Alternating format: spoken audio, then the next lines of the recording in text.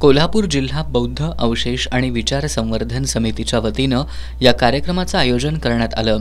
1 जानेवारी हा भीमा कोरेगाव विजयस्तंभ शौर्य स्मृती दिन म्हणून देशभरात साजरा केला जातोय।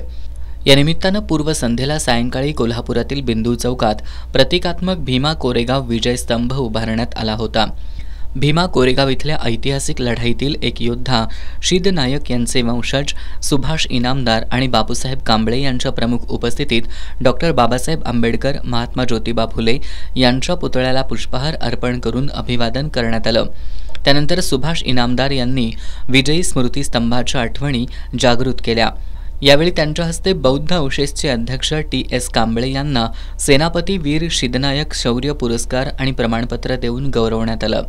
यावेळी बापूसाहेब कांबळे, अनंत मांडुकलीकर, संभाजी कांबळे, विपुल वाडीकर, अर्जुन कांबळे, प्रवीण कांबळे, संजय कांबळे, बैजू कांबळे, सुखदेव बुद्धाळकर यांच्यासह कोल्हापूर जिल्हा बौद्ध अवशेष आणि विविध संघटनांचे पदाधिकारी यावेळी उपस्थित होते।